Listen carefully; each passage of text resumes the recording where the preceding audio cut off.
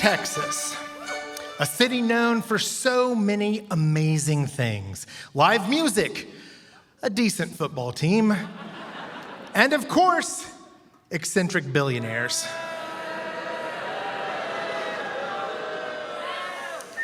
Uh-oh. But for this story, we're going to talk about a time when Austin was even better.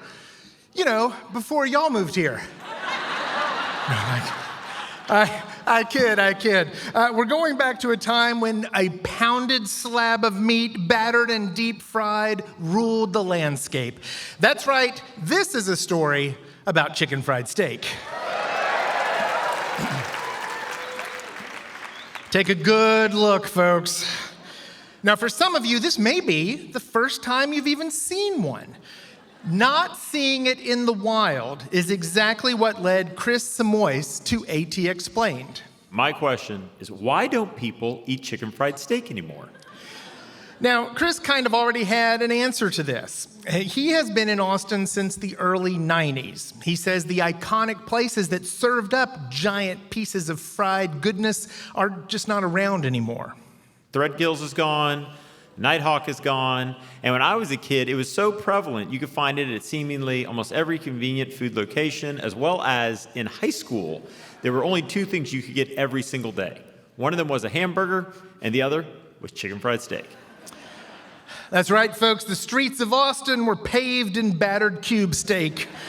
The kind of fried yumminess that you could get at places like Lone Star Cafe.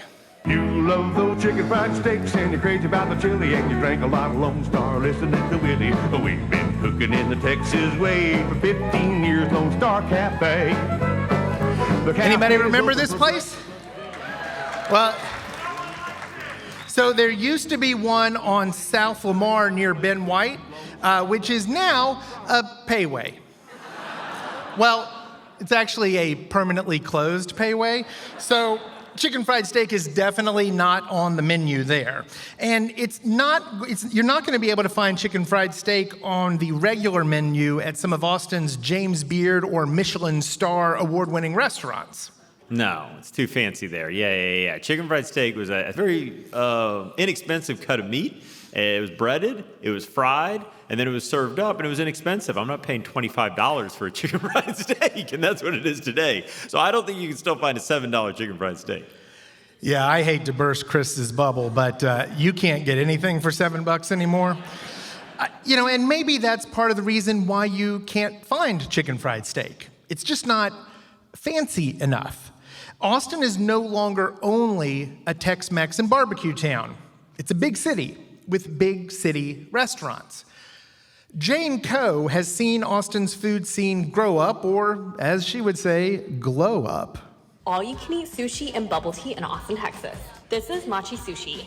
It's $35 for all you can eat, or you can do it a la carte. So if you do the math, it's about 4 rolls in your golden. She's been a local food blogger since 2010. Her Taste of Cocoa social media accounts have hundreds of thousands of followers. It's been very exciting to see the city of Austin's palate expand to so many different cuisines that would have never worked before, and seeing the city hungry for more.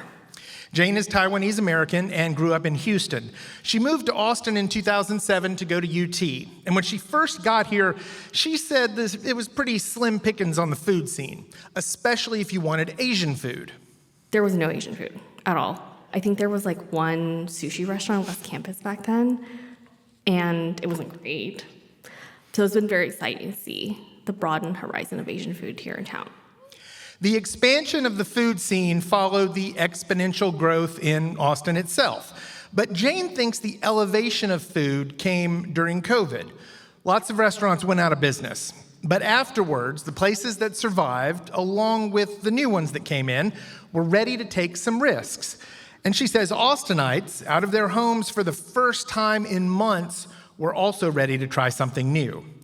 And trendy food led to trendy people talking about trendy food, which led to more trendy things happening and more trendy people moving here to do those trendy things. What's that trendy thing on the weekends now where you like coffee and chill? That's like the hot thing. I'm in my 50s. I don't do cool, trendy things There's anymore. Like hundreds of people that come out and sit in cold plunges to drink coffee and chill. literally. Hundreds of people on the weekend. Those people are not eating chicken fried steak. I can tell you that. Those people are not eating chicken fried steak. But the dish hasn't disappeared. It's still a favorite at places like Moonshine downtown and the iconic Hoover's on Manor Road. So you can find it if you want to. Or maybe I should say, if you need to. Food does fill a need, right? You're hungry, you need fuel, you eat. You're sad, mad, excited, maybe a little drunk, you eat. But food is also a way to connect with friends across the table or with memories miles and miles away. Like for me, I grew up in the Deep South, and a food staple there is the biscuit. My mom made them from scratch all the time. But when I moved here over 20 years ago, it was pretty hard to find a good biscuit. But as the city grew, so did the options. My personal favorite is Bird biscuit.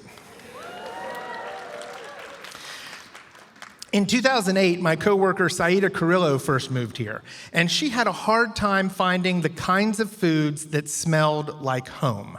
I was really craving this one food that's called halim, which is like this slow-cooked dish with lentils and beef, and it's usually like a thing that's on the stove all day long, and you smell it, and it smells amazing, and you can't wait to eat it.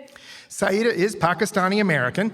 She was born in the U.S. and grew up in Houston with the smells and tastes of her mother's traditional Pakistani cooking. So it was natural that she would search for a taste of home. And it was hard to find in Austin. Indian restaurants, plenty of those. Pakistani restaurants, not too many. You know, it's probably like if you're really craving a pizza from a certain place and somebody's like, oh, well, there's like Papa John's right there. No shade to Papa John's, but maybe that's not the specific type of pizza you were craving. She knows people mean well, and she does like Indian food, but there are subtle and important differences. And if you grew up with specific food cooked by your parents or grandparents, something close just isn't close enough. So, why not head over to her mom's house and just have her cook something up? Okay, Ben. If you make me cry, then we gotta go get dessert. I mentioned Saida grew up in Houston, but her mom and dad are from Pakistan. They were here on temporary visas. Eventually, the visas expired. Then they were long expired. Her folks tried to get their immigration status fixed. They worked within the system, but eventually they got a final no. They were forced to leave the U.S. Saida was 17. I was just about to start college, and so I ended up staying back here when I was very young, and have been here, you know, kind of in this long distance situation with them ever since. And so, yeah, that's why my mom is on the other side of the world, and I miss her cooking very much. Her mom and dad are still overseas, and they still can't come back to the U.S., which really sucked when she got married last year. Beyond the obvious of her parents only being able to watch the ceremony via Zoom, she didn't have her family around her to help fix a traditional Pakistani meal for the reception. But then she found it. Here we go. What are we eating today, Saida? We are eating chicken biryani and butter chicken. Where's it from? Oh, this is from Zavia Grill on Palmer Lane, which is my favorite Pakistani restaurant in Austin. We set the food out in the room, and it was filled with the smells of spice and sauce. And just like that, Saida was transported back to her mother's kitchen growing up, all because of a restaurant providing good food. So, you know, maybe it's okay that Austin's food scene has changed. I mean, it might make it, for my question asker Chris, a little harder to try and find a chicken fried steak, but it means that Saida can find a Pakistani place. And in a city this big, if you really do need a chicken fried steak, you can absolutely find one. Which got me thinking about the lack of restaurants that serve it. And I think that's my answer to the question about why people don't eat it anymore. The city has grown. The population is different, and it's just fallen out of style.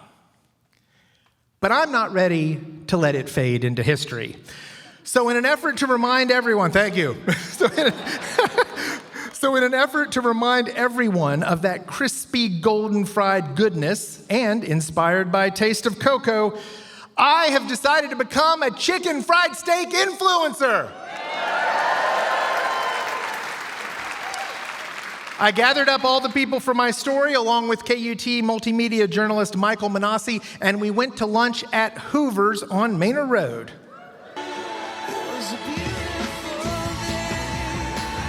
All right, here we go. Chicken fried steak. Oh my God. And I love the gravy. It's so good. All right, Chris, you wanted to know why people weren't eating chicken fried steak anymore. Any answers after eating this? Because they haven't found the Hoover's delicious chicken fried steak to eat, apparently. Good. I'll not be able to eat anymore, but it's great. And if that doesn't make you hungry, nothing will. Thank you.